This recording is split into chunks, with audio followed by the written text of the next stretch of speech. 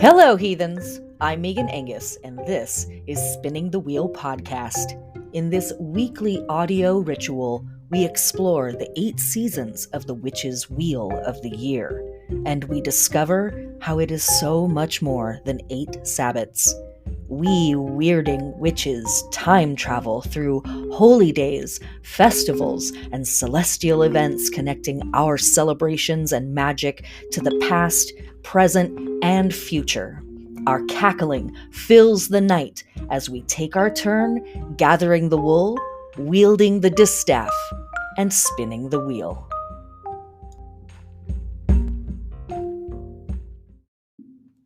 Welcome in, witches. Come sit down with me under the shade of this giant oak tree and let's get into what the heck is going on this week. Hi.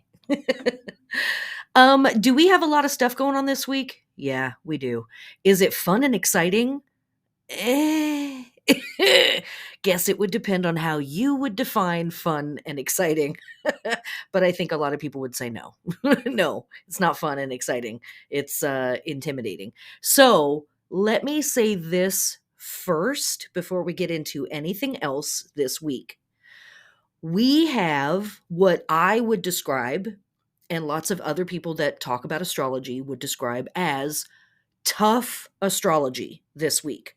We have some transits that are happening this week that are funky, difficult, frustrating. We could use a variety of words here. And you might be at your wit's end with that kind of information. So I want to say this first. If you are in a mood or the type of person or in a headspace where it feels like, hey, there's weird stuff coming at me, there's tough stuff on the horizon, let me be informed, that feels empowering, I want to know, then please proceed and continue to listen to the podcast. If you are in a place right now where you're feeling like, I don't know how much more bad news I can take, this just feels overwhelming, I feel like my feet can't touch the bottom of the pool, maybe, take it with a grain of salt, check in next week. You don't have to consume this content. And I say that from a very loving and respectful place. I want you here. I'm excited that you come and join me every week, but I also fully recognize that sometimes we are full up on frustrating information, especially these days, right? We seem to be getting frustrating or destabilizing information coming at us from all sides these days. And so if this feels like one more thing on the pile, baby, catch up next week. We will talk later. NBD, no big deal. You know I'm going to be here putting out these crazy podcasts, yelling alone on the internet. You're not going to miss out on anything. The sun is still going to rise. The moon is still going to rise. The stars are going to still wheel across the sky, whether you listen to the podcast or not. So if you are done for this week, I love you. Thanks for being here. We'll catch up in another week. And if you're hanging out, here we go. That was your warning. So here we are. We're just going to jump right into the stuff this week because we've got a lot of really spicy things to talk about in our astrology. We also have some really amazing festivals, past and present, happening this week. So I'm going to try to figure out a way to talk about both of these things completely without this being a 5-hour podcast. Famous last words. I know. Okay, so where are we? This is Litha season, new moon in Cancer, lunar week 16 by some lunar calendars. This is kind of our last week of Litha season. We're going into what I think of as a little bit of like a gray area between Litha and Lunasa. I tend to think of the Sabbats as being kind of aligned with the astrological signs that are the closest to them. And as of July 22nd, the sun will be heading into Leo. And our Leo symbolism and Leo vibes are very much in league with our next up Sabbath, which is Lunasa or Lunasad. I've heard it pronounced both ways. Named for the god Lu. So for me, the pre-funk for Lunasa starts when the sun moves into Leo, which this year is July 22nd. Technically speaking, Lunasa is August 1st. And so you certainly can ignore that and just continue to enjoy the Litha vibes right up to the last minute. But I feel like we're kind of crossing over a bridge into the next Sabbath in the course of the next, 10-ish days or so. Okay. So there's that stuff. But I say that because if there's Litha work that you need to get done, now's the time to do it, because we're not going to be here too much longer. We're right here at the very tail end of this particular Sabbath season. So one more time, what do we do? What are we working on in Litha season? We're dealing with issues of power, transformation, healing, fertility, and elements or situations that require our commitment, that require us to take on some responsibility, that require determination. That's really what's up. Okay. So I've kind of gone back and forth in my mind on how I want to talk about this week, and I still don't know, even as I'm starting the podcast. So here we go. Might be kind of wild this week, but we are kicking off our lunar week, Monday, July 17th, 2023 at 11:31 a.m. Pacific Standard Time, later in the day for everybody else around the planet, with a new moon at 24 degrees of Cancer. And this new moon is not aspecting anything exactly. It is sextile Uranus in Taurus at 22 degrees. It is trine Neptune retrograde at 27 degrees of Pisces. And it is opposing Pluto retrograde at 29 degrees of Capricorn. And the moon's at 24, Pluto's at 29. Those are 5 degrees away from each other, but we have just a few other little tiny things going on with Pluto this week. Hardly going to notice it at all, I'm sure. So I'm mentioning this here. This is our first new moon of summer. Yeah, we're already a full month into summer before we are having our first new moon of summer. So that's kind of interesting energy, right? It's sort of like we're doing the end first. We're reading the last chapter of the book and then going back to the beginning, in a sense. But when the lunar cycle offers us this version of itself, I think it's an interesting opportunity to resolve old things before we start new things. That's how I tend to interpret it when we have a full moon and then a new moon versus having a new moon and then a full moon. It's like, let me take care of this old stuff, and now I have cleared the way for whatever new stuff is coming up. Okay. So sextile from Uranus, newness is encouraged. Something different, something deviant, something progressive, something random, unique. Yes, good. So cool. That very much complements a new moon. We like that. Lovely. Trine from Neptune. Lovely. That's fine. And also might raise our sensitivities up a little bit. We might be a little more intuitive this week. We might be a little bit more in our feelings this week. Something to think about when we talk about the other stuff that's going down. And then opposition to Pluto. Never fun. Pluto, of course, deals directly with issues of power. So high, right? This is already work that we're doing seasonally. And Pluto is kind of putting a fine point on that of like, I am the thing in your process that represents your issues around power and power dynamics and your issues with authority and like accessing your own power, dealing with other people who are power figures, et cetera, et cetera. And oppositions to or from Pluto can feel like, wow, there are these giant forces in the world and I'm just a speck. And how am I ever supposed to have any influence on these massive forces? I'm sort of at the whim of these massive forces. And that's a very reasonable thing to feel in today's society. I'm not going to go on my leftist rant so much. I mean, I am, but I'm not going to, because we don't have time. There's literally too much for me to talk about to go off on this. But you've heard me say it before.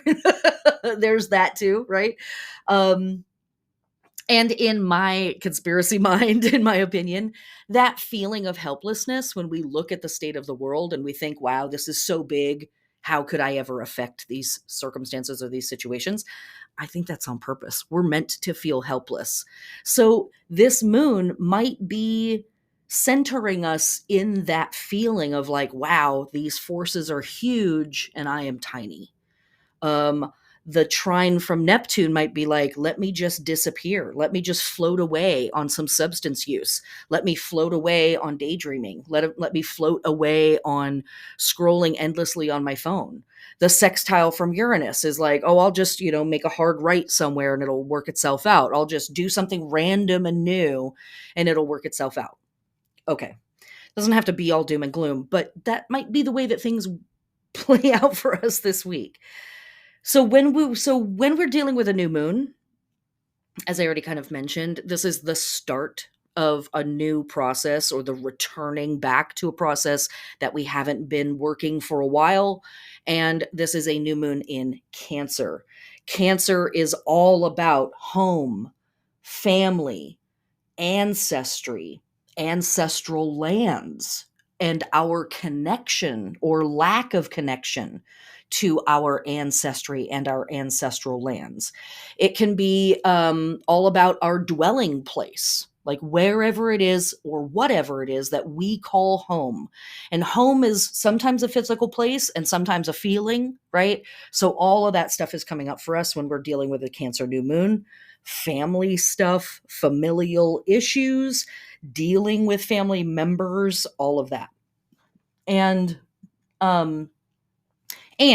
also something that can come up for us from a very neutral standpoint with a Cancer new moon is looking at our daily routines, looking at our list of intentions that we are working on for the year, and our self-care routines. Right. So just from a very neutral standpoint, the new moon in Cancer asks us to come back to those things and re-engage them or engage them in a new way if that stuff isn't working for us, or if we've never tried that before. Now's a great time.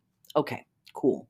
So what's the damn problem with this new moon? Well, there is a lot of other astrology happening in the sky at the same time as this new moon, and in the next couple of days as this week plays out.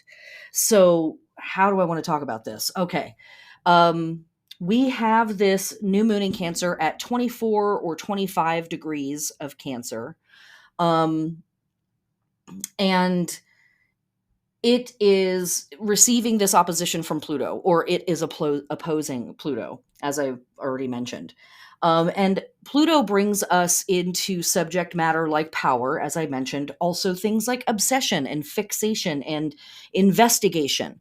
Pluto can be that thing in us that's like, I can't let this go. I'm fixated on it. I'm obsessed with it. I have to get to the bottom of this thing.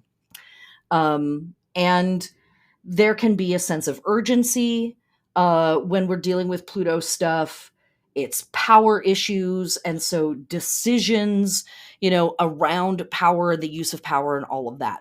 Now, Pluto is in the midst or is about to engage in a very tense conversation with the nodes in the sky. And because of that, there again is like a ramped up sense of urgency. And because of the connection to the nodes, whatever plays out for us on this new moon, whatever comes up for us on this new moon, might be stuff that we see play out for a long time. The ramifications might be far reaching. Decisions that we make now may affect stuff in the future for a while, like bigger than it seems like it should, or for longer than it seems like it should.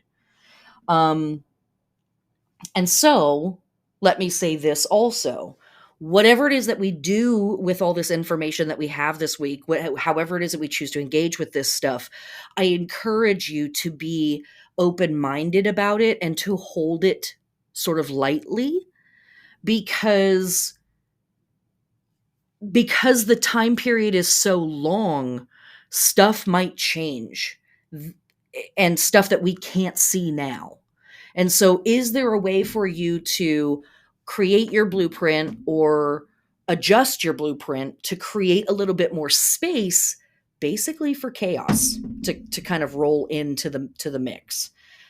Because we're talking about potentially longer time periods than we normally are.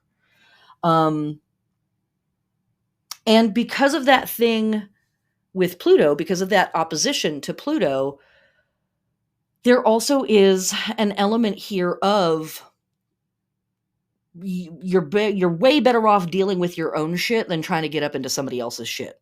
That is very likely to have a gnarly, energetic clapback swiftly, or again, something that may play out over time.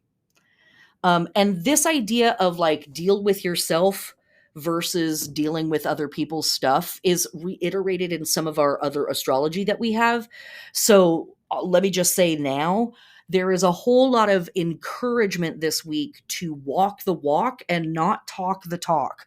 And in fact, you might really do yourself and others a service by not talking about your ideas at all, not airing your opinions on somebody else's situation at all, and just doing what needs to get done. And doing it in a way that is as loving and community minded as possible, as is realistic. Okay. So what else is happening? This moon is also being trined by Neptune. So whatever is coming up for us here might feel really profound. As I mentioned before, we might be just altogether more sensitive to what is going on. But this is one of those elements that's emphasizing this idea of building something, or whatever your work is, making sure that you're keeping part of it connected to what is going to create a better world. And just really striving to do good in your own life. Okay. So what else is going on around this? This moon is, well, not this moon, but also at the same time that this is happening. Actually, do I want to get into that? See, this is what I'm talking about. It's like there's so much stuff that's overlapping that it's like, blah, I don't want to forget stuff. Okay, let me get this out of the way very quickly. What do I emphasize for working on this new moon by itself, in and of itself? Let's just forget the rest of the astrology for half a second. Same-sex parent stuff. I know, right? Like, Jesus. Why are you coming at me like that? That's what I'm saying. Cancer is all about family, and the new moon in Cancer is all about dealing with, returning to, considering, thinking about, journaling on, doing work with your same-sex parent, whoever played that role in your life. And maybe you had people that were not cool who played that role, and maybe you had people who were cool who played that role. You can focus on whoever you want to focus on. If it feels like a week where you're like, I want to get into the gnarly stuff, then go for it. If you want to, like, I want to focus on positive things, do that. You can journal about it, reach out to that person and connect with them, or just spend time with them, or however you want to work with that energy. All of that is appropriate. For our lunar body work, we are awakening, activating, adorning, stimulating, preparing for action, the breasts, the chest, the belly, and the lungs, all ruled by Cancer, as I say every week. Not a doctor of the human corpus, a doctor of witchery and faggotry, to be very clear about it. So check with your trusted health advisor if you're wanting to integrate this information, and also work with the metaphor. For our plant body work, spin your plants a quarter of a turn, diasil or sunwise, to the right to promote healthy growth on all sides of your plant. Plant anything when the new moon is in Cancer. and plant anything that you want to plant for abundance. So stuff that you want a lot of, as well as things that you're intending to use magically for abundance spells later on. Especially annual crops that bear fruit or leaves or anything above ground, especially our viney crops, corns, peas, beans, tomatoes, watermelon, cucumber, zucchini, cereal grains, melons, celery, cabbage, spinach. Also a good time for grafting, layering, taking cuttings, watering plants, working with your irrigation systems and making sure all of that stuff is good.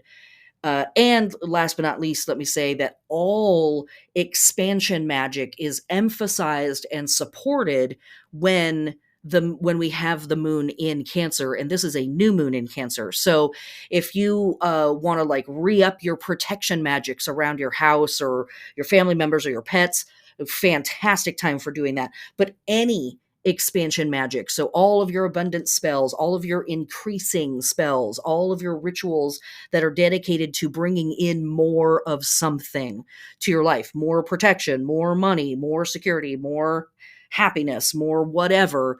This moon is very complementary to all of that. Okay.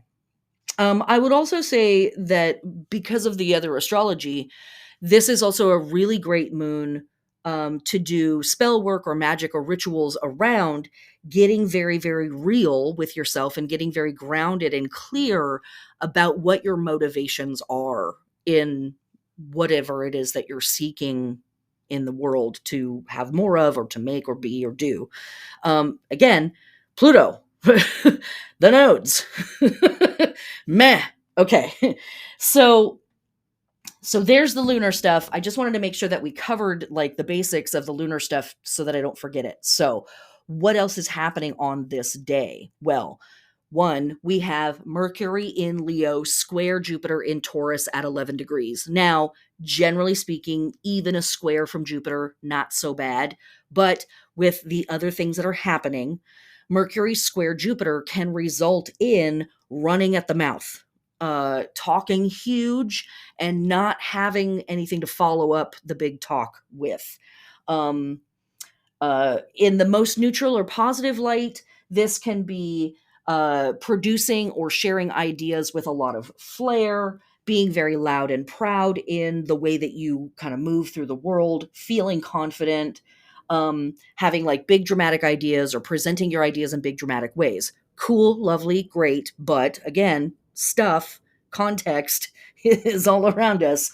And so what else could happen here is that we come across boasting, we come across very cocky, we come across just talking big, right? Again, and so this is again some of our astrology that's like, don't talk the talk, walk the walk. Just keep your mouth shut and get the work done that needs to get done, and let the work be the proof of whatever it is that you are or are trying to be in the world or trying to do in the world or make happen or whatever. Okay, so what else is happening on Monday the 17th? The nodes are officially switching signs. So folks have talked about this a lot. We have talked about this a lot here on the podcast, but just to make sure that we're all on the same page, the nodes are points in the moon's orbit around planet Earth. They are not physical things in the sky. And they are points that astrologers have been studying and arguing about and considering and thinking about for over 2,000 years. So folks have been talking about them for a long time. Lots of opinions out there. The north node is referred to as the mouth of the dragon. The south node is the tail of the dragon. And the north node can represent our avarice, our greed, our hunger for more. Okay, so now when we think about pulling in more with this and our expansion magic, it's like, oh, okay. In my most neutral way of describing the North Node, what I will say is that it represents opportunities presented by the universe to further engage karmic adventures. That's the most neutral way I can put it. In other words, how much more shit you want to get involved with? How much more stuff do you want to try to be and make happen in your life? And the North Node can really prod us to like go do more and be more and achieve and stuff. And then the south node is the tail of the dragon. It's where we ought to be pooping things out, processing things and pooping it out. But we often don't. And so the north node can come to represent the collection of our unhealthy coping mechanisms, passive aggressive behaviors, weird opinions and beliefs that we hold on to that are born out of traumatic events and crap that we've had to deal with in our life. But now we feel validated in holding on to this unhealthy thing because look at what I've went through. So of course I'm going to be like this, or I'm going to act like this, or I'm going to do this drug, or I'm going to whatever. So that's what's up. Those are the nodes, north, south. You will assuredly find different definitions of them online. Go study them, grain of salt, right? But maybe just keep a journal and like write down what various astrologers have to say about it, and then look at that body of information to kind of get an idea. So these 2 points in the sky are shifting signs. The nodes move backwards through the signs just to keep it confusing. So they are officially leaving Taurus and Scorpio, and they are officially entering Aries and Libra. Now, there's some interesting stuff even with just this. When the North Node was in Taurus, it was ruled by Venus because Venus is the ruling planet of Taurus. And the South Node was in Scorpio, so it was ruled by Mars, the ancient ruling planet of Scorpio. But you could also say that Pluto is in that mix. Excite. Now they're switching signs, and the North Node is moving into Aries, and the South Node is moving into Libra, which means that the planetary rulers are also switching. So we're going from the North Node being ruled by Venus while in Taurus to now the North Node is being ruled by Mars as it enters Aries. Same on the other side. It was Mars because it was in Scorpio, and now it is moving into Libra, and so its planetary ruler is going to be Venus. So North Node Mars, South Node Venus. We're also switching modalities. Taurus and Scorpio are fixed signs. Aries and Libra are cardinal signs. So we've gone from issues around sustaining things and maintaining and being stubborn around change to shifting into 2 signs that want to instigate, they want to start, they want to rile up, they want to stir up, they want to begin things, they want to birth stuff, to better and ill, assuredly. Wherever the nodes are in the sky, when we have a new moon or a full moon near them, that's where the eclipses are going to be. So for the most part, not exactly, but for the most part, over the next year and a half-ish, that the nodes are hanging out in Aries and Libra, most of our eclipses are also going to be in Aries and Libra. So just this nodal stuff that's going on, you might whip out ye old natal chart and take a look at where is Aries in my chart, where is Libra in my chart, and know that now the nodes are officially going to be moving through those portions of your chart as well. This is where most of our eclipses are going to be for the next year and a half or so. Okay. Is that all? No. Absolutely not. Absolutely not. No. So while all of this stuff is happening, well, gosh. Is there anything else I want to say about that specifically? No. Okay. To wrap that up, new moon in Cancer, bringing us into the feelings, bringing us into our intuitive practices, bringing us into our daily routines, our self-care routines, bringing us into ancestor work, family stuff, ancestral land stuff, considering what is home. And then all this stuff with Pluto and the nodes, power, destiny, fate. Am I just a grain of sand on a massive beach? What are these massive forces in my world? I feel small in comparison to them. What is my destiny in the face of all of that stuff? And what are the, passive aggressive behaviors or the regressive beliefs or the unhealthy coping mechanisms or behaviors that I've developed to deal with all of those things that I just listed. I know, right? It's literally the first day of the lunar process. and and that's what's in your gift basket on arrival. Okay, cool. Okay. So we are going to now move into the rest of the week, which doesn't get better. So let me just very quickly say that the only other thing that's happening on this day, running from July 17th to August 24th, is the Perseid meteor showers.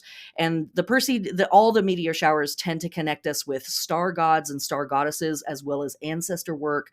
The peak of the meteor shower is going to be near our next full moon, so it's not super great visibility, but meteor showers, cute. Okay, let's move on. Okay. One more thing I want to say before we move into the rest of the week. Because the moon is in Cancer, this is the sign that is that the Cancer that is. What am I trying to say? I've got this. Cancer is ruled by the moon. This is the sign that the moon rules. And so the first half-ish of this week, you might be feeling your emotions more intensely across the board, whatever they are. You might be feeling a little bit more intuitive. You might be more likely to react to things from an emotional or an intuitive place. Later in the week, the sun is going to move into Leo. And that is the sign that the sun rules. Leo is ruled by the sun. So halfway through the week, things might shift to something that's a little bit different, a little bit more like, this is who I am in the world. This is my reputation. This is who I want to be seen as in the world. And so not necessarily more logical, almost more ego based. But yeah, but both of these planets, quote unquote, these celestial objects, will be in their signs of rulership. So for the first half of the week, for the first few days anyways, when the moon is in Cancer, it's like, I'm really feeling my emotions. my emotions are really ruling the roost right now. And then when the sun moves into Leo, it might be like this big switch. Maybe, right? Maybe not. Maybe these are all things that we are witnessing in the world, in the people around us, in the systems that are crumbling around us. I know there's some astrologers out there that are comparing our astrology to the like SAG-AFTRA stuff that's happening with writers and actors in Hollywood. I see it on a bigger scale than that. I see this more with the Pluto nodal thing that's happening, where we've been talking about a general strike for a couple of years now, and I think that it has finally built up to a crescendo. Oh no, the leftist rant, you knew it was coming. And I feel like as Pluto transverses back and forth over these last couple of degrees, it's like, I've been meaning to get around to this business, and here we are. It's finally time to deal with these things. Okay. Well, let's get into it. Okay. So Tuesday, July 18th, we have no astrology of note. So we have a day to kind of like wrangle and recuperate from what has happened on Monday. Cute. Lovely. Okay. When we are looking at our holy days, we only have a little bit. First off, this kicks off the Roman month of Sextilis or Augustus. I know Augustus should be August. We're pretty close to August. But it's Calende Sextilis because, of course, we've just had a new moon. So the new month kicks in. And also from our Roman friends and ancestors, we have the festival of Spies and the two victories. And we talked about festivals to victories and like the Dies Natalis of the Temple of Victory last week or the week before. We had one very recently. But Spies and the two victories are kind of, it's weird. It's a little funky, to be very honest. Diving for my notes, here we go. Spies was the ancient goddess of hope. And it's interesting because the Greek counterpart of Spies was Elpis, who is connected to the Pandora myth. And the Greeks did not really have like a positive view of hope. They actually had kind of an ambivalent or even negative view of hope. and which is interesting. That's an interesting twist on this. But the two victories are fate and victory, literally, like fate, fate and victory itself. But Spies is also this. Well, it's hope. For the most part, it's hope. I think that's all I'm going to say about it. Go look online and do some research if there's something about that deity that you want to know more about. Also on this day, we have the heliacal rising of the fixed star Procyon. And Procyon is, let me get to it. Lots of clicking in the background. We find Procyon in Alpha Canis Minoris, aka the dog star, the Canis Minor constellation, the lesser dog. And the traditional name Procyon comes from the Greek word prokion, which means before the dog, because it precedes the dog star Sirius as it travels across the sky in Earth's rotation. And something, as I was reading through the notes on Astrology King, again, this is the website where I get a lot of my information about fixed stars. One thing, Procyon is one of our 15 Bahenian fixed stars. So this is a fixed star that plays an important role in some magical systems. But this is the part that I thought was the most interesting. Procyon in the neck of the small dog, the dog in the front, the preceding dog, etc., etc. Okay. But this Procyon is sometimes called the northern Sirius, like the star Sirius. The name Procyon, however, is that of the navigator and steersman on the ship Argo, whose crew made the epic voyage in search of the Golden Fleece, the quest for the true knowledge, the gold of the alchemist, the knowledge of our origins, of what happened to make us as we are now. That knowledge which we have always felt deep down will heal us and take us forward to heights of attainment beyond anything we can now imagine. That's some potent shit to be dealing with in the midst of this other astrology. These things are not going to happen at the same time every year. So Procyon rising at this time of year, yeah, that's a guaranteed. All this other stuff that we're talking about in our astrology, no. That's totally by chance that that's happening at the same time. Okay, further, still reading from the Astrology King website. Procyon never steered his companions to that goal in life, for humanity was not then ready to find it. But in the heavens, those realms of the psyche where the mortal time is no barrier to achievement, he is still getting us there. In mortal life, among us in their turns, takes us further along the road while they are with us, then join Procyon beyond mortal life to inspire us still. And what he's talking about are people who are these navigators in our life. He says, or they, I think it's a man behind Astrology King, I'm not sure. Not all of them live and die as dramatically as Jesus or Gordiano Bruno figures. Many are known only to friends and in their local communities through the potential for wider recognition as there, if Procyon is featured heavily in their horoscopes, etc., etc. But I think that this is something really important where he's saying that this star represents navigators and steers people, like people who help us navigate through our lives. And those people also cannot specifically get us to our destination. All they can do is to help us steer towards, or help steer towards us, or steer us towards the thing that we're trying to get to, that we say that we're trying to get to. So that just is very, very potent stuff for me in the face of the nodal shift and the other things that we're going to talk about with our astrology this week. That here is this star that's like, I help people get to the places they say they're trying to get to. And then good luck, y'all. Good luck.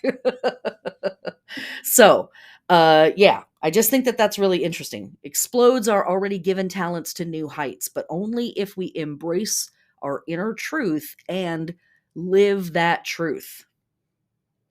So there we go. Okay, that's what we've got going on for Tuesday, July 18th. So again, thinking about our Litha energy, about power, about responsibility, about accepting the maturity process that says, hey, I've got to step into being more for my people, and what that might look like exactly for me this time around the sun is probably being laid out before me, and it's really my job to identify it and accept it and integrate it and figure out how to live with it. No pressure. That's what's up. Okay. Moving on to Wednesday, July 19th, where we have, thankfully, once again, no astrology of note. So let us move on to the holy days. We have a lot of them. We're going to briefly cover them. I encourage you to go look this stuff up if you want more information about it. So from July 19th to August 1st, we have officially from our Irish friends and ancestors, the Aenech Taltean. And this is the official start of the Taltean Games, which are the root of our Lunasa celebrations. And this is one of those things that I lean on to show how we do not have to celebrate a Sabbath on an individual day. Many of our Sabbats can be celebrated over a big chunk of time and actually take up quite a big season. But also here we have the Lunasa Games already kicking off, and it's at the start where the sun is about to enter Leo. So here also is part of why I'm like, Litha season is kind of done. It's time to move on to the next thing. Lots of really cool information about the Taltean Games. These are funerary games that Lu held for his adopted mother, who died in a contest of showdown of speed power. So competition and all of that stuff being very heavily emphasized. These are things that we're going to talk about more in the Lunasa class that is coming up. Okay. From July 19th to the 21st, we have from our Egyptian friends and ancestors, praise of Mut. We've been talking about Mut a bit lately, and this is a part of the massive festival complex that ancient Egyptians were engaged in here at the very end of their year as their new year is about to kick off. So we are in the closing down of the ancient Egyptian year and the just about to step into the New Year's celebration for ancient Egyptians. Within that, also we have the Eye of Horus returns complete, ancient Egyptians. And this is connecting to a festival that we talked about last week, where the Eye of Horus goes below the horizon, so it has returned complete. Also on this day from our Islamic friends and ancestors, we have Hijri, which is their new year. So, wow, that's kicking off also. Beautiful celebration. This date, I do believe, changes every year because it is a lunar calendar for them, and they stick strictly to the lunar process. So that is moving backwards by 11 days every year. From our Greek friends and ancestors, we have the Athenian New Year kicking off with this new moon. So, wow, right? Like, what are the odds that all of this stuff would be lining up? They're actually pretty good.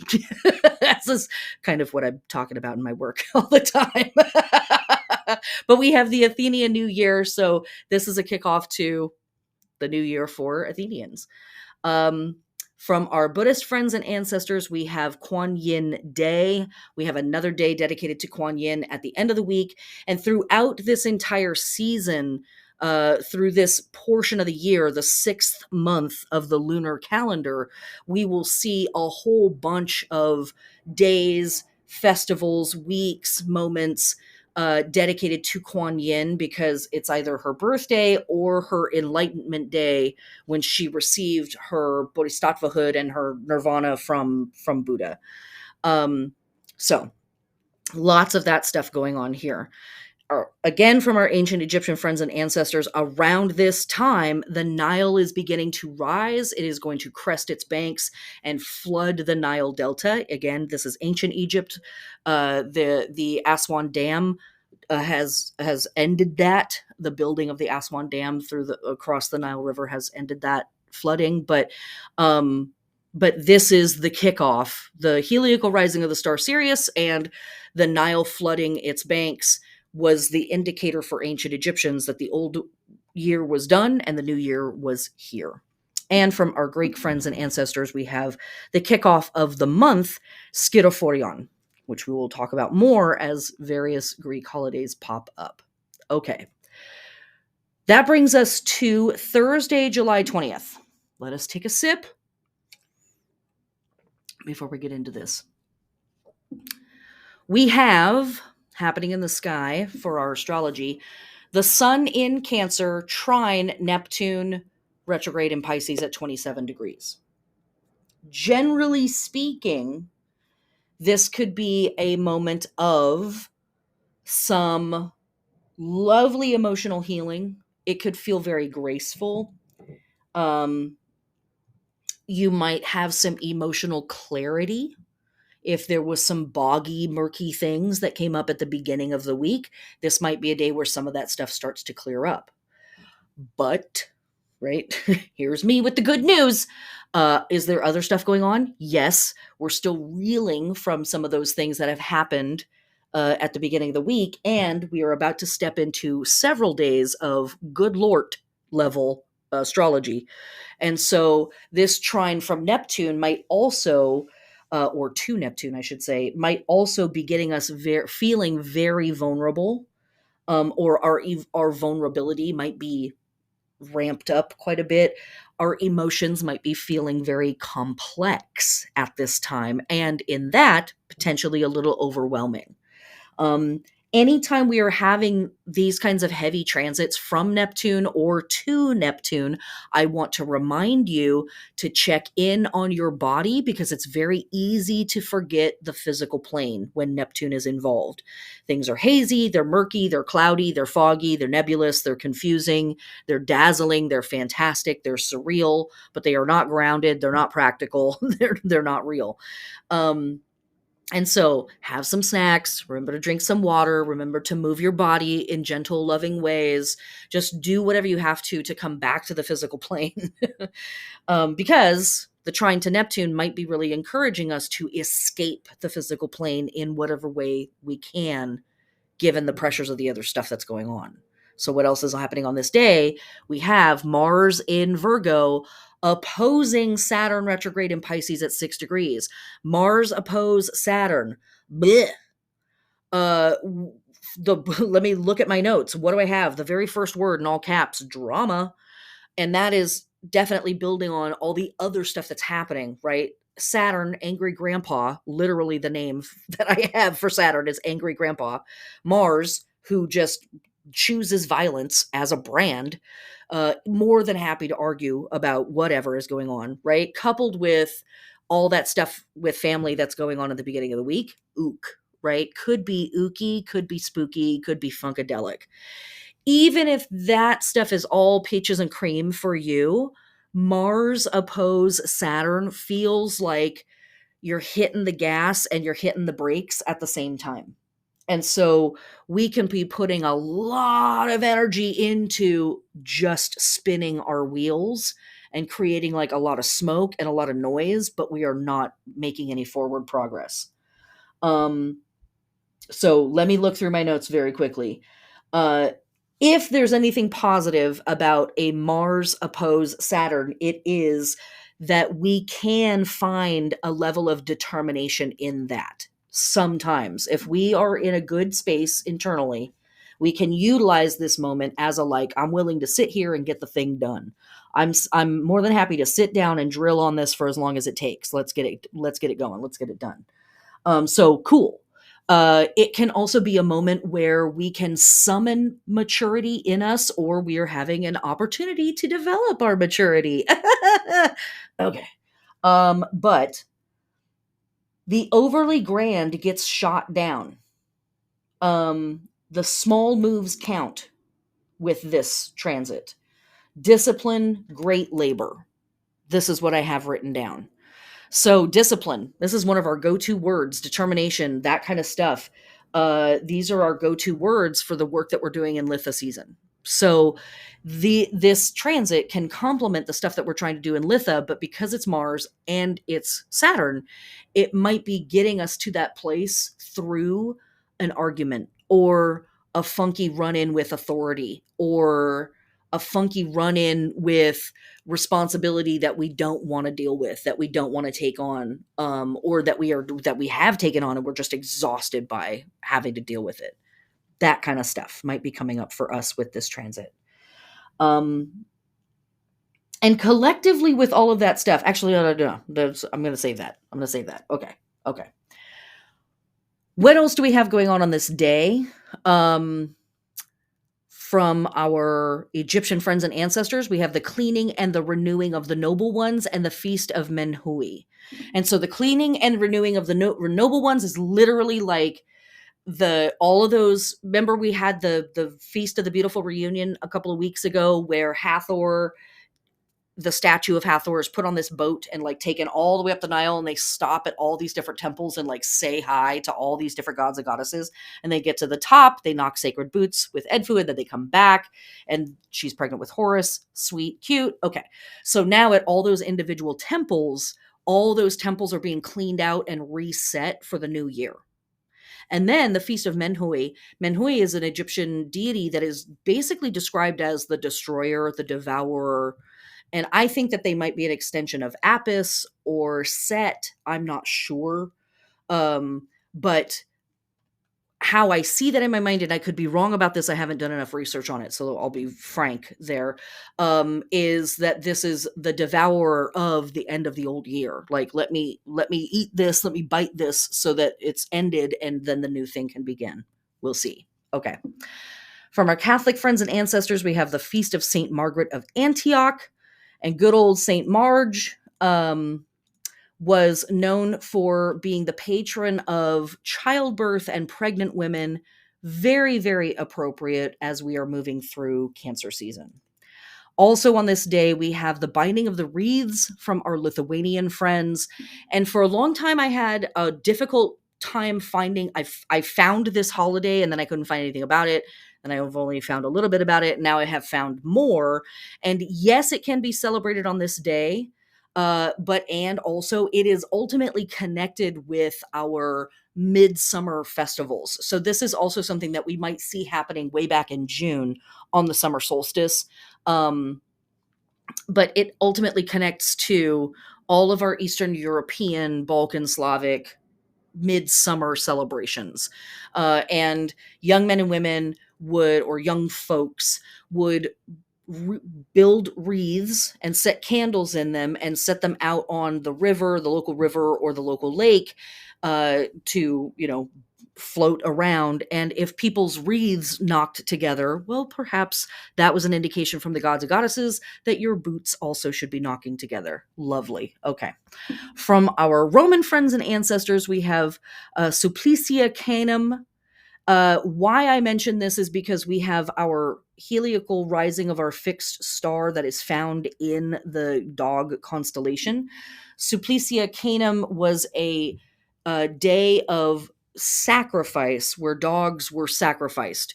I'm not going to go into it because the description of it is actually pretty explicit and kind of gnarly.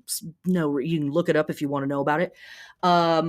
But this is another one of those holidays that the Romans were like, we have to do this, but we don't know why. I love that. It's wild. And that's how dedicated the Romans were to the civilizations that they had conquered and their belief systems and their traditions that they had appropriated. They were like, these gods are important and we have to worship them. We just don't know why or what's supposed to be happening. We just know the ritual that we're supposed to be doing. Strange and weird and funny. Okay. From our Slavic friends on this same day, we have Perun's Day. Perun is a deity that is often connected to oak trees and eagles and a lot of like that strength type stuff. And Perun was often symbolized by an eagle sitting in the top of the tallest branch of the world tree. and keeping watch over the entire world. Deep down in the roots of the tree was the place of his opponent, symbolized by a serpent or a dragon, and this was Veles or Vales or Volos. We see his name spelled a couple of different ways, who was or is a watery god of the underworld who continually provoked Perun by creeping up from the wet below up into the high and dry domain of Perun, stealing cattle, stealing kids, stealing his wife. Perun pursues Volos around the earth, attacking him with lightning bolts from the sky, etc., etc. So, to me, there's a very similar thing here between the Oak King and the Holly King with Perun and Volos, and their uh, relationship that they have going back and forth. Okay. Also on this day, we have the Feast of Boromu from our Yoruba friends and ancestors. And let me see if I can find my notes on this very interesting character. Ultimately, this is part of a set of twins. Um, and the two twins oversee death, and Boromu or Boromu lives in a cemetery, and then his twin oversees storms and tornadoes and things like that. That was about all the information that I could find on those two. Okay. Moving on to Friday, July 21st. Here we go.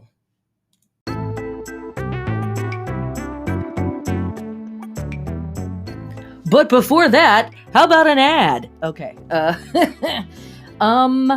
If you love this podcast, you can support this work through Patreon. Thank you a bajillion billion times. See, the sirens are going off even as I say it. Thank you so much to my patrons. You guys don't even know. You don't even know. Thank you so much. You can sub for as little as $1 if you just think this podcast is dope and you want to support it. I don't run ads on the podcast, partly because I don't want to, and partly because I won't get paid even if I do. So screw them, man. You can sub, as I said, for as little as $1 or $5, even if you want to just support the podcast. And this is plenty of information. But if you want even more information, extra podcasts, extra videos, extra information about the Wheel of the Year, magical practices, tarot, etc., subbing at the higher levels, you get all kinds of cool free stuff. And at the even higher levels, you get free readings every month with me to be able to integrate all of this information into your personal life based on what's going on in your natal chart and all of that other good stuff. Join and change your life forever. Or, whatever. Thanks so much for the support. If you can't support financially, I completely understand, because life sucks on Earth right now. It's too expensive for everything. Tell a friend, share it on social media, give it a thumbs up. If you're feeling especially hedonistic, you can leave a rating or a review. All right, that's the end of the ad. Let's get back to the podcast.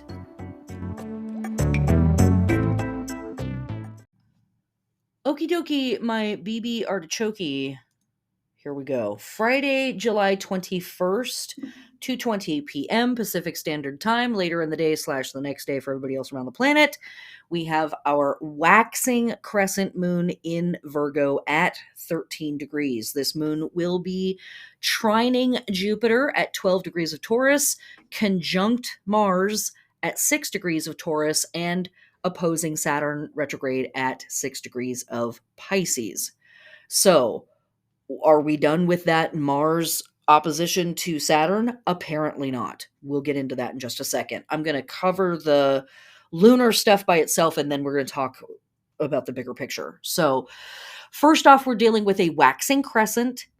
And in our lunar process, moving from the new moon, which is a seed, now we're heading towards the waxing crescent, which is a sprout. A little shoot has shot up from the ground. We've got a couple of little leaves on it. Hooray! And my notes for this always say expansion Can we pull away from the past?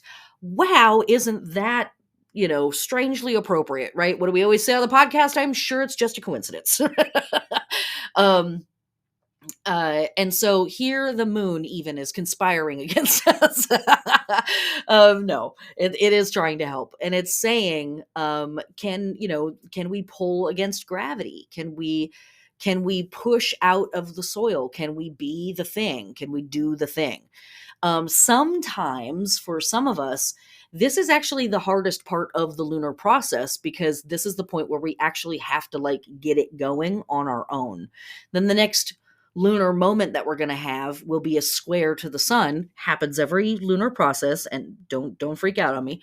And it's just an adjustment period. But by then we already have some momentum under us. And so sometimes I think that the waxing crescent can be very difficult, because it's like, I don't want to force myself out of my old routines.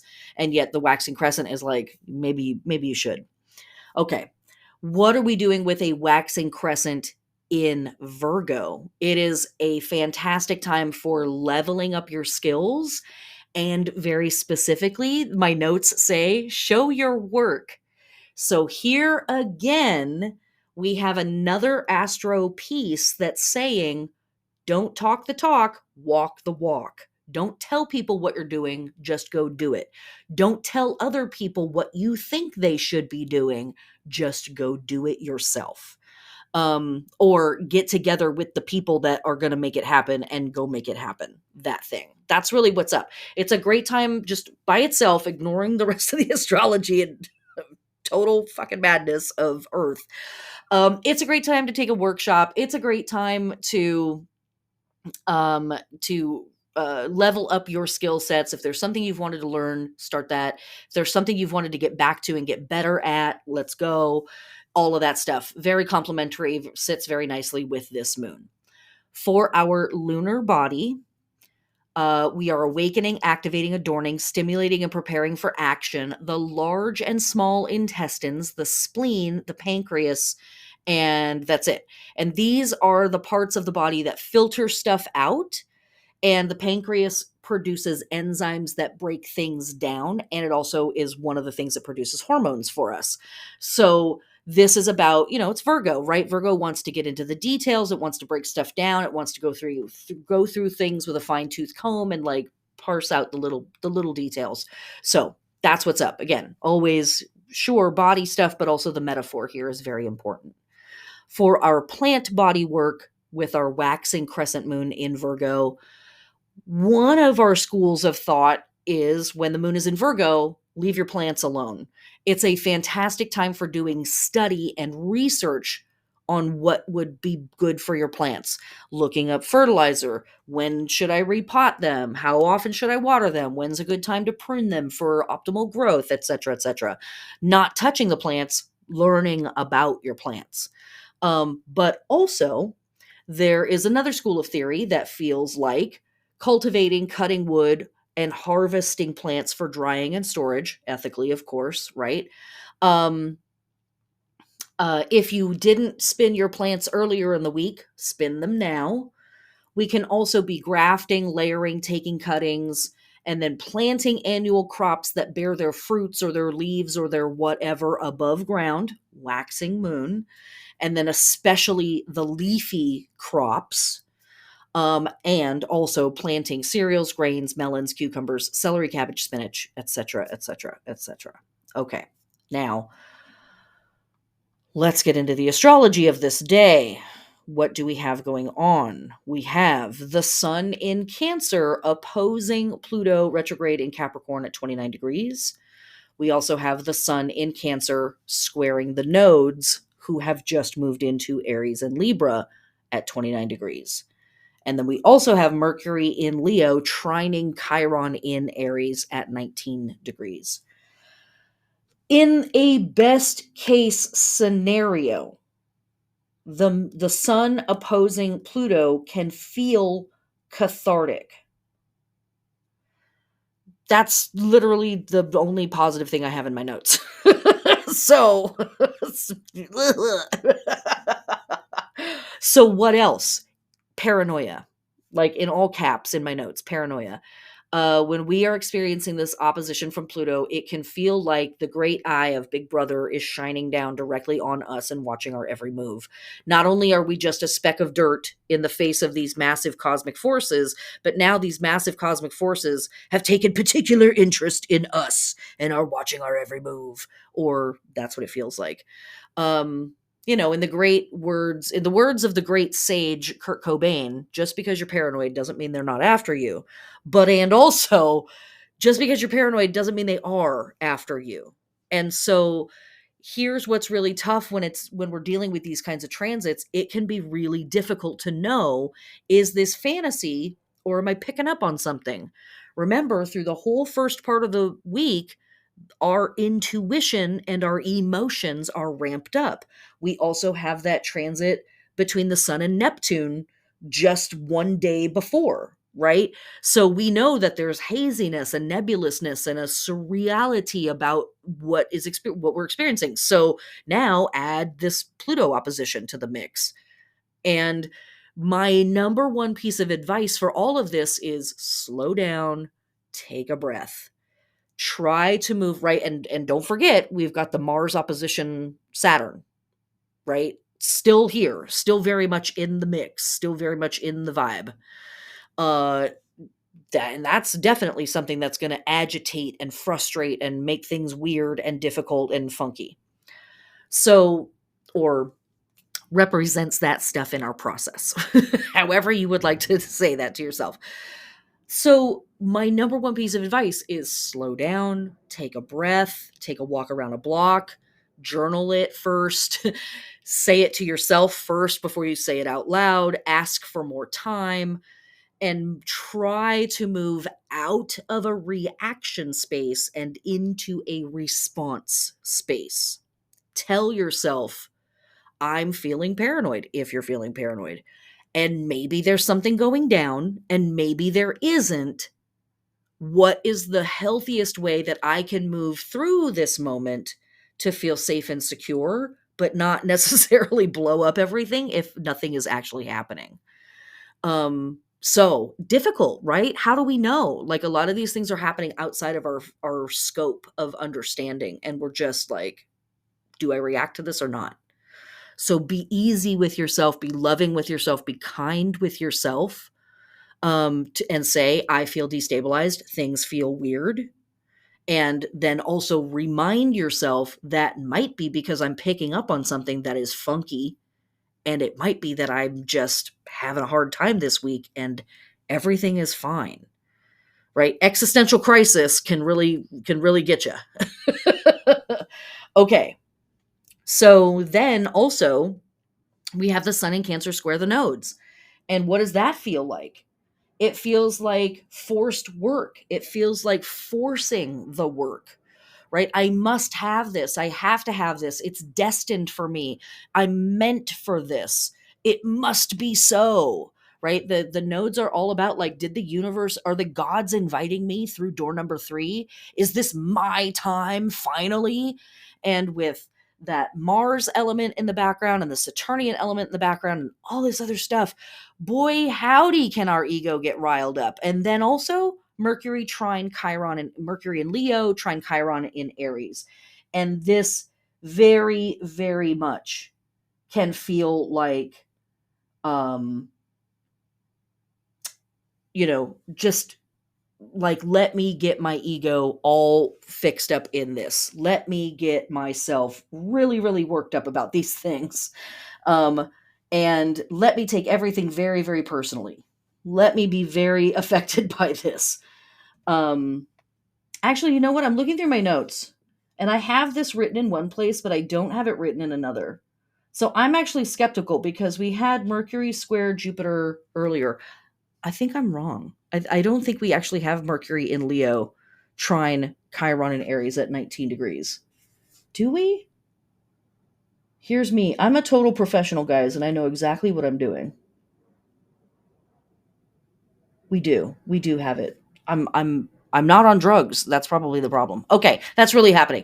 Yes. Yes, that is going to ramp up the vibes around, this is my personal wound and I would need to talk about it, and why isn't anybody listening to me, and When is it my turn to tell my story about how I've been oppressed?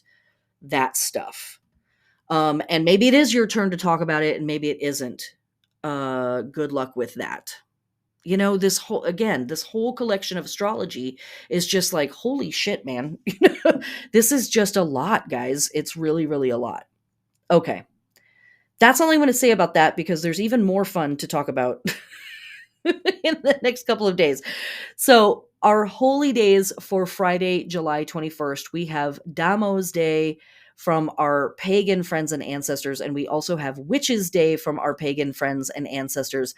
Damo probably is Damona or Damosa, a goddess worshipped in Gaul as the consort of Apollo, or versions of Apollo. So, a goddess that is connected to sun gods. Her name means bull or deer, can also mean sheep, can also mean the tamed one. So there is potentially something here about hunting, or there's potentially something here about cattle and cattle worship and all of that good stuff. But otherwise, there is not a lot of information about this deity out there. I just know that there is a holy day dedicated to her. Okay. Also on this day, Witches' Day. This is from our modern Wheel of the Year calendars. And this is literally just a day to celebrate paganism and witches who have been persecuted across the world. Given all of the astrology and the ancestor work that is we're being invited to do this week, you might just quietly light a candle and put out a glass of fresh water and back away slowly. So, your mileage may vary with that one.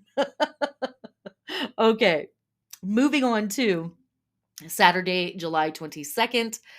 Do we have more interesting astrology? You know that we do. Okay. What do we have going on? Well, we have Venus stationing retrograde at 28 degrees Leo. Hey! Right on. Cool. Sweet. What else? The sun enters Leo literally 20 minutes later. Whoa. Okay, cool. What else is going on? The nodes in Aries and Libra square Pluto at 29 degrees. Oh, what? Yeah. Okay. So, again, let's break this down a little bit. Let's talk about it. When we are dealing with a Venus retrograde, first off, they happen about every 18 months. So it's not the rarest thing in the world. Um, Venus deals with stuff around our creativity, our flair, our self expression. Um, uh our create I said creativity, romance, our relationship stuff can come up with Venus. Money stuff can come up with Venus. And at the deep root of it, our values and how we magnetize ourself to attract the things and the people and the situations that we want to come to us. So that planet, the planet that represents all of that stuff, is stationing retrograde in the sign of Leo, which is all about flair and presentation and big-heartedness, taking the spotlight on the stage, but also being very magnanimous and very generous and very noble. I often like to think of Leo representing that part of us that wants to be a sovereign and be, covered in gems and furs and velvets, but also wants everybody in the kingdom to be just as fabulous. They're like, I don't want to be a sovereign over a bunch of people that don't look good. Like, everybody in my kingdom has to look amazing and like smell good and have a cute house and have all their stuff and like velvet couches and things like that. So that's Leo. And that's where Venus is stationing retrograde. So again, bust out ye old natal chart and look at where Leo is and know that Venus is traveling through here right now and stationing retrograde. The retrograde path is going to be from 28 degrees of Leo to 12 degrees of Leo, where it will station direct on September 3rd. And it will ultimately leave the retrograde shadow way out in October, on October 7th. So, like, collectively, Venus is in Leo for like four-ish months. Four-ish months. As with every retrograde, this is an opportunity to renew, renegotiate, reconsider, rescind, reconnect, reorganize, all of that stuff, right? All of the things that we're dealing with when we're coming to, oh, well, thank you. When we are coming to a Venus retrograde. Matters of pride, dignity, freedom, fun, joy, and there is an opportunity for digging in, though this retrograde is starting under some tense astro circumstances. The retrograde itself is offering us some really cool breakthrough moments. Venus is in a pattern with Jupiter and Uranus during this retrograde cycle. So there's something here about optimism and expansion and a philosophical approach to things, Jupiter. There's something here about progressivism and futurism and humanitarianism and breaking the mold and trying something new, Uranus. Um, and so there is, in the best of circumstances, opportunities for breaking free from your old narratives around your self-worth, breaking through old narratives around relationship stuff, breaking through old narratives around how you feel like your attractiveness to other people, and etc., etc., etc. Will it go that way? I hope so. That's best case scenario. Those are the positive interpretations of this, and I think that there's a lot of opportunity for that work to happen. Just this is kicking off in the midst of a week of a lot of like ook and gnarl. So in these first couple days of the retrograde, it might be feeling like, oh my God, here goes one more thing that's not working correctly, that's not going my way, that's like making me feel crappier versus helping me, etc., etc. But I think the ultimate result of this Venus retrograde could be loving what we love, loving who we love, loving who we are, feeling less inhibited, feeling more empowered to express ourselves in the universe and in very radical ways because of the dance that Venus is doing with Uranus. Um, Venus retrogrades, old lovers. Old relationship stuff may come back up to the surface. You're like, oh my God, I thought I blocked that number. Nope, here you are. Hi. Your mileage may vary with that. Do with that what you will. I don't know your past. And I don't know that I want to. But, deal with it if, it's good luck. So that's what's up with the Venus retrograde all by itself. And then, like I said, literally 20 minutes later, the sun is stepping into Leo. And so then the sun, being a representation of our sense of self, is taking on that energy of Leo. Magnanimous, generous, noble, big hearted, flair, ostentatious, all of that good stuff. Proud, right? Leonine. Big mane, big hair, time to show off, all that stuff. And that energy is going to come up for us through Lunasa season. We'll talk about it more in the classes. But as I briefly mentioned already, what else is happening? The nodes are squaring Pluto. What do I have written in my notes? Good Lord. This is like big cosmic forces clashing in the sky above us. And I will be honest, some astrologers have looked at this astrology and said, oh my gosh, that kind of looks like nuclear war. And yeah, kind of does. Also, we don't need astrology to tell us that there's wild shit happening in the political realms of Earth. So, like this. So there's that, right? On a fundamental level, on an individual level, the nodes squaring Pluto or Pluto squaring the nodes. And by the way, this is not a single day event. These two elements or these three elements are going to be squaring each other for the next week back and forth because why not, right? Like, why have something wildly bizarre and intense and kind of bad happen one time when we can have it happen three times? But it very much can feel like that fate and destiny and the eye of God is kind of drilling into us. And there can be a very intense conversation around power and what is my access to power and what do I do with power? What are my motivations around power? And how do I feel about the word destiny? And what am I doing with that concept, et cetera, et cetera, et cetera. And it's a square. So fundamentally, the conversation feels frictious. It feels funky. It feels uncomfortable. But I want to remind you, in the face of all of this stuff, because we have had squares and oppositions aplenty this week. And are we done? No. Squares, even though they suck, are opportunities where the universe is pointing exactly at the spot where something is going wrong, where something is not working in our favor. It's not working as well as it could. And if we want to, we can get in there and work on it and not only improve the circumstance of the situation, but get better at it ourselves and improve our skills. Is that process always fun? No, it's not. No. But it is an opportunity for us to get better at something, should we choose to attempt to wrangle that energy. When it comes to Pluto and the nodes, it might be a very existential moment too, right? Because these represent forces that feel very, very big compared to us as individuals.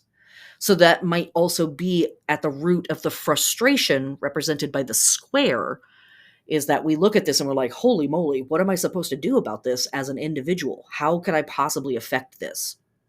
That stuff. Okay.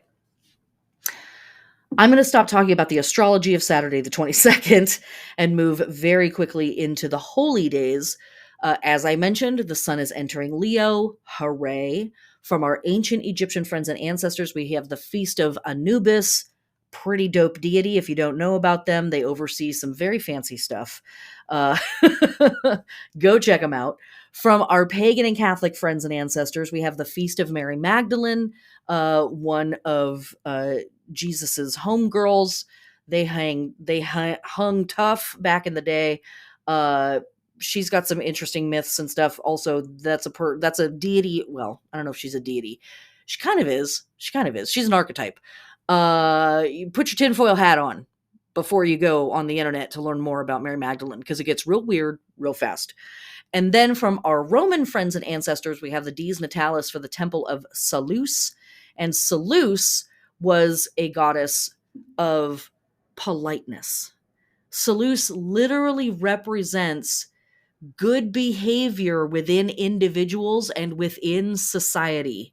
Can you imagine having this holiday on the same day as the nodes squaring Pluto? I was like, you know what? You're gonna make us explode, okay? Look, you can't come at us like this. This is too much. It's too much. Okay. Ugh. All right, moving on to Sunday, July 23rd. What astrology do we have to fucking deal with now? Well, we have Chiron stationing retrograde at 19 degrees of Aries, and we have Mercury in Leo square Uranus in Taurus at 22 degrees. Cumulatively, through this whole last half of the week, basically from the 20th on, just shut your mouth. Just be quiet. No gossip, absolutely no gossip. Just keep it to yourself. Journal it. If you got to talk to somebody about it, go outside and walk around the block and talk into your phone with no one else on the other end. It's just not the time, because that energy, there is such an opportunity for the boomerang effect and for that thing to come whamming back at us. And if you remember, as I said at the beginning of the podcast, the stuff that we set in motion this week may play out over a long period of time. The ramifications may really roll and echo. And so This too. When we've got Mercury squaring Uranus, not a super great time for whispering behind people's back. When we've got all this stuff going on with Pluto, definitely not a good time for engaging in gossip and trading in secrets and things like that. It's just not a super great time. Chiron represents our personal wound, our sacred wound, and it represents all of the issues that resulted in that wound. Starts with family stuff. Oh, cool. Because, of course, Chiron was abandoned as a child. So, here in Aries, where it has been traveling for several years, nothing new about that. We've been dealing with Chiron in Aries for some amount of time now. Chiron spends almost half of the year in retrograde. So the retrograde portion also not really a big deal, but this is the day that it's changing directions. So your pain, your personal wound, your stuff might get flared up again on this day. If it hasn't been flared up already by all the other things that could have agitated it this week, here's another one. Here's another moment where we're putting a little salt in the wound. The work that we do with Chiron ultimately is attempting to get us to understand the wisdom that we could extract from that pain that we can share with other people, but we might not be there today. We might not be there today, and that's okay. That's okay. This is absolutely, by this point in the astrology, if you need to have a tantrum, I am fully in support of a tantrum. You know how to do it correctly, right? You go home, right? You lock the door, you pull the blinds down, you turn the stereo up a little bit, right? You put on a show, kind of loud, and then you take off your pants and you just lay on the floor and kick and scream, right? That's how adults do it, okay? And I am in full support of that. Ice cream for dinner? Sure, whatever, dude. Just make it work. But just recognize, and again, I know I said this at the beginning of the podcast, but I'm going to say it again, here halfway through, more than halfway through. Be easy with yourself, be gentle with yourself, go a little slower, especially with this square from Uranus. Slow down. We've got that Mars opposition still kind of ringing in the background, the Mars Saturn opposition. Yes, still a few days later. Yes, still. Just take a deep breath, go slow. If you need to maybe wake up a little bit earlier in the morning to give yourself a little extra time to be like, back on Earth. Okay, shit. And have a good solid breakfast. If, you're just like, everything is fine, but I feel so goddamn fussy, then go to the park and be by yourself, or go for a bike ride, or go for a bus ride out to the middle of nowhere, go for a car ride out to the middle of nowhere. Go take yourself out of the flow of the energy and just allow yourself to feel what you're feeling. Know that you don't have to react to those feelings. You don't have to do anything about those feelings other than take care of yourself. Make sure that you're eating some food, that you're drinking some water, and that's what's up. Okay. Let's move into, no. We're going to talk about the holy days of Sunday, July 23rd. I lied. We'll get to the holidays in just a second. There was something else that was in my notes that I wanted to mention. First, can we utilize this square between Mercury and Uranus? Yes. In a best case scenario situation, this is really fantastic for acquiring data, working on strategies, philosophical breakthroughs. There is a real sense of like freedom that can come with this, and a real sense of authenticity that can come with this. But yes, it can also be very disrupting. And one of the other side effects of this transit with this square could be that there is social scene disruptions, that there's stuff happening in your friend group that's like, that's weird, that's funky, that's odd. And so collectively, the other thing that I wanted to mention, and when I mean collectively, I mean like the astrology kind of for the whole week, this. A fluid approach is needed. I'm reading from my notes. The hour of powerful gestures, but for good or ill. And this is coming back to the thing that I've mentioned multiple times in this podcast, which is do not talk the talk, walk the walk. This whole week has these opportunities for making these big, powerful gestures or witnessing these big, powerful gestures in the world. But to what end, right? To what end? Meditate on the nature of power. We might be witnessing really intense power struggles. And ultimately, where we might find some clarity is next week when Mercury moves into Virgo, which is not only its domicile, but it is exalted in that sign. And so we might find it way easier to intellectually and philosophically approach this stuff next week, because Mercury is like, okay, I've at least got my bearings. I know how to act in my own house, in my own sign. So again, don't talk about it right now. Don't talk about it. Don't talk about it right now. Don't talk about it right now. Don't talk about it right now. Okay. Okay. That is all I wanted to say about that. I just wanted to make sure that I got that little piece in there because I felt like that was really important. Okay. Our holy days for Sunday, July 23rd. Also my mom's birthday. Happy birthday, Mom. I know, right? It's always so dead on with the astrology. It's just like, all right. Jeez. Jeez. We have, to kick us off, the heliacal rising of the fixed star Al-Tarf. And Al-Tarf is a small star that is found in the constellation of Cancer. Al-Tarf is also named the End, or as some people translate it, the glance, aka the glance of the lion's eye, because in early Arabic astronomy, the lion, Leo, extended beyond its present perimeters. And we've talked about that many times here on the podcast. If you're new, we've talked about this a lot, that the constellations as we know them now have not always existed this way. Not only have there been more, there's also been less constellations through time, and the constellations have been different sizes. And so now we talk about the sky chopped up in these very tidy 30-degree sections, like these 30 degrees, that's Leo, no matter how big the collection of stars actually is or could be. So this is kind of in reference to that. I don't really have anything else to say about this. It just is sort of indicating the very end of Cancer, which it is just about the end of Cancer. Okay. That's it for that star. If there's more stuff about that star, let me know. Okay. Also on this day, from our Mayan friends and ancestors, we have the festival of Ahukin.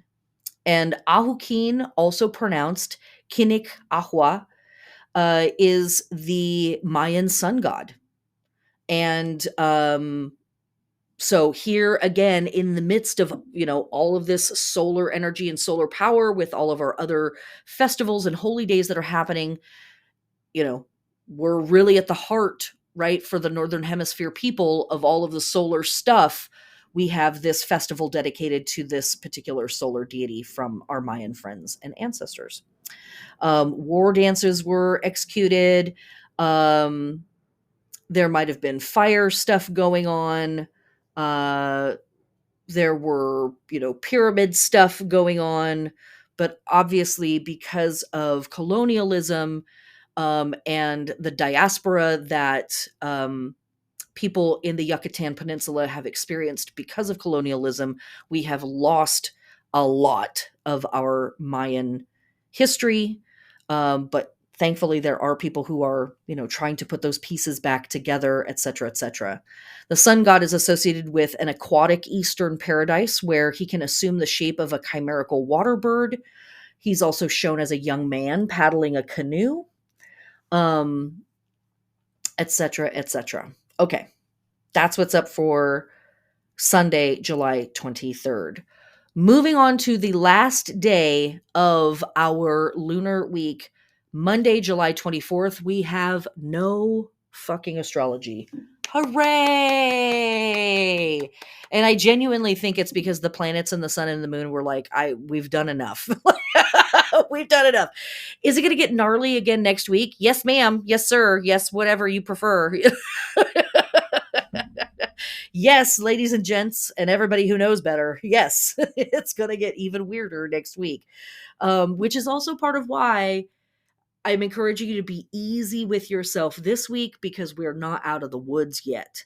This is a marathon, not a sprint when it comes to the wacky astrology at this time of year.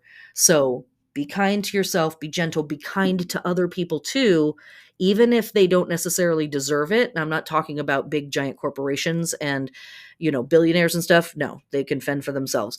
But average folks that you are encountering are probably going through it just as bad as you are. So, we never know, right? We never know what somebody else is going through.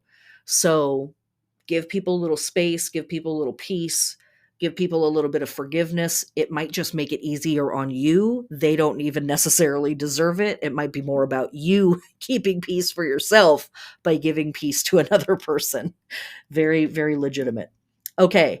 And last but not least, our holy day or days for Monday, July 24th. From July 24th through the 31st, approximately, we have the festival of Kuan Yin. And we talked about that a little bit earlier in this week during this whole portion of this time of year. We have all of these festivals celebrating Kuan Yin. If you're not familiar, Kuan Yin is a goddess, a Buddha type character connected to the Buddha, mother of Buddha, an iteration of Buddha energy. She is often compared to deities like the Virgin Mary. Kuan Yin is thought to be very kind and sort of capable of hearing all of the suffering of the world. And there are a bunch of iterations of Kuan Yin. Solid white, like no color at all, statues of Kuan Yin are the ones that are often thought to be the iteration of her that is the most merciful, the most protective in a very gentle way. So, if you're having a hard time this week, you might ring her up, see what she's doing, put out a little incense and glass of water for Kuan Yin, perhaps, and invite her over for tea. And she can listen to your suffering, which is pretty cool, right? Okay, so that's everything for this week. I hope that that's enough. If not, you're a masochist. Oh yeah, true. Monday, July 24th also is International BDSM Day. So hi, my freaky community out there. Maybe this is a great week for you because you're like, yeah, I'm getting spanked by the universe. That is the only positive spin I can put on this entire thing. All right. So very quickly, let me run back through the astrology of this week, and then we will get on to our magic that we can work. Monday, July 17th, we have our new moon in Cancer at 24 degrees.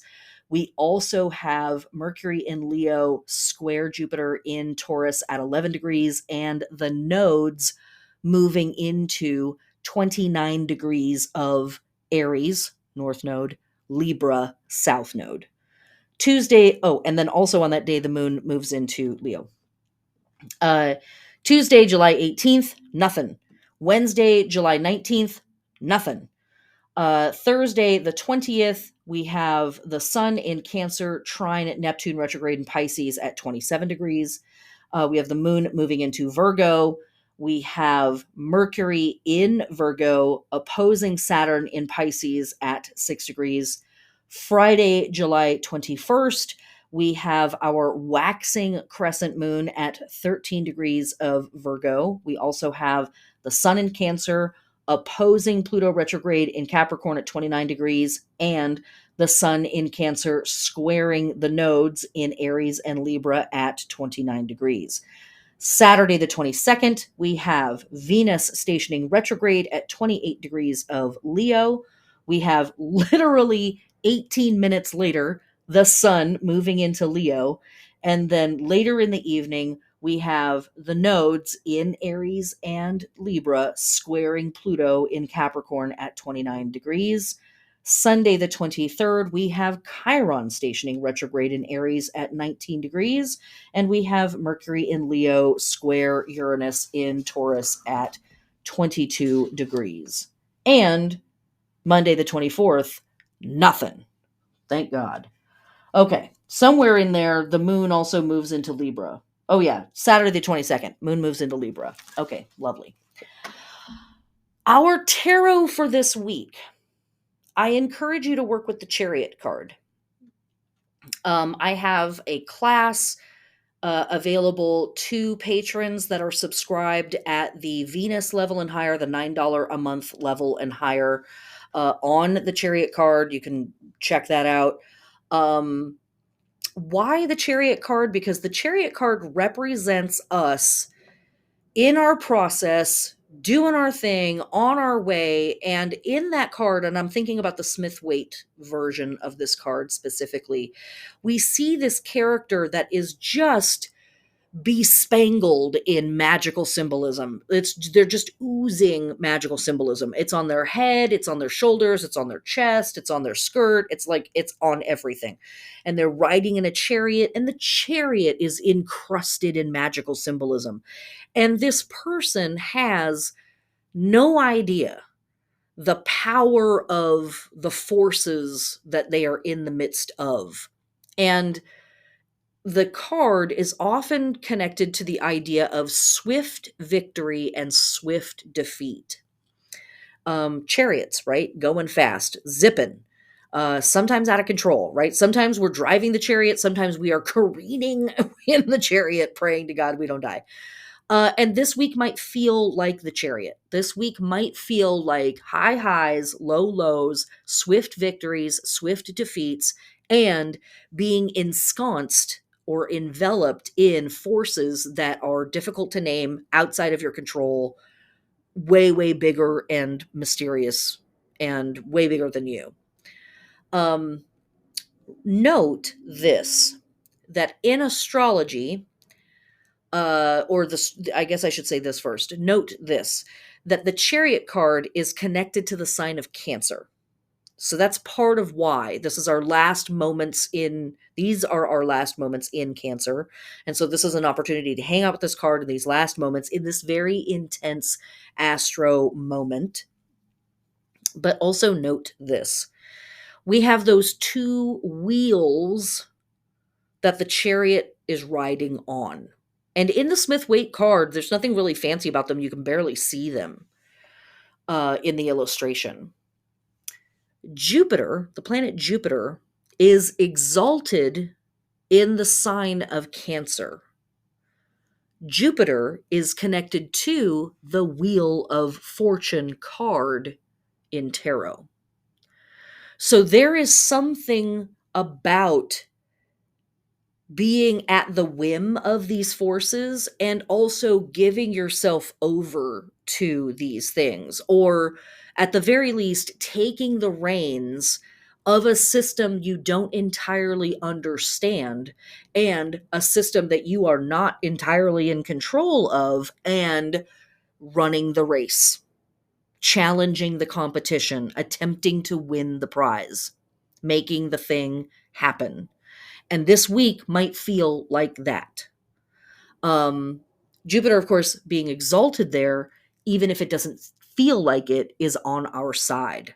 But again, because these forces are so mysterious, our paranoia may take over, and we don't recognize when something is actually here to help us because it's threatening, because we don't understand it.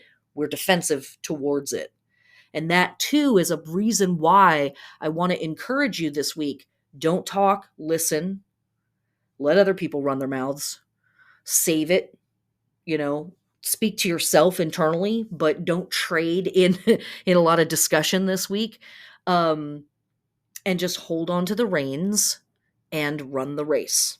And you're probably going to get knocked around. You're probably going to get a little dusty. You might get banged up a little bit. You might win some races this week. You might lose some races this week. This week might go by very, very quickly, like more quickly than is comfortable. And all of that stuff might feel destabilizing, and it may stir up unhealthy coping mechanisms, passive aggressive behaviors, all of that stuff. Also, not a therapist. I say that all the time. Not a therapist, just a crazy lady who thinks she's a witch yelling on the internet. But that type of stuff might get stirred up for you. And this might not be the week to process it. This might be the week to live through it.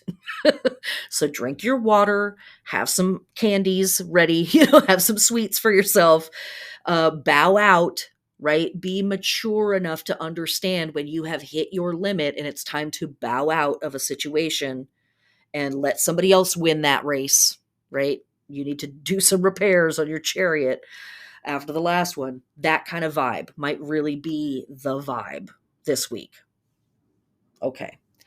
For our witchcraft, again, as I said before, any kind of magic or ritual that is dedicated to getting super real about your motivations, very, very potent this week. And also expansion magic of any kind, protection magic, naked gardening for those last moments of Litha, and ancestor work if that feels safe and healthy for you to engage in. And for our journaling prompts this week, anything on any of those topics, especially your motivations and especially ancestor stuff. And again, if that feels safe and healthy for you. Take some time to journal on your relationship with your same-sex parent or any person who played that role for you. And if you have tough stuff with family and you're like, on top of everything else, I don't want to think about that. Don't think about that. Don't do that work right now. It's not going to be helpful to you. Or if it's, I have a same-sex parent that I have bad energy with, but I also have I have a person in my life who stepped in as a same-sex parent who I have a wonderful relationship with. Focus on that. Again, take what works for you and leave what doesn't. As I said at the beginning of the podcast, and you've made it all the way through with me here. Hi, welcome. Good job, or whatever. Job. It's not really good. Just you did it. Take what works for you and leave what doesn't. If this stuff feels overwhelming, leave it. Try not to think about it for the rest of the week. Just live. Drink some water, stay hydrated. It's hot out there. It's wild out there. Send peace and love to the people around you. Check in on your neighbors, make sure everybody's okay, and bow out of situations if you're starting to feel overwhelmed and taxed and like you're at your wit's end. It's okay. There's always next week. There's always the week after that too. We're going to get through this shit. We are absolutely going to get through this. I won't have it any other way. All right, my witches, that is your good news for the week of July 17th.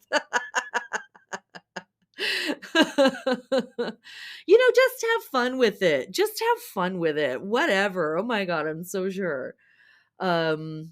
No, we've got this, you've got this, and it's going to be okay. I know that was a lot. But I think it's going to be okay. I think we're going to make it through. And also, none of this is pointing to stuff that's a surprise, right? So there's also that sense of like, we knew that this work was coming around at some point. It didn't all have to be in the same week, but here we are. So, nothing about this stuff is a surprise when we think about national events or world events. None of this is a surprise. So let us gird our loins and go do some naked gardening and, rock out our witchcraft, right? Okay. All right, my friends, that's it. Again, thanks for joining me for this super fun episode of Spinning the Wheel podcast. Blessed be.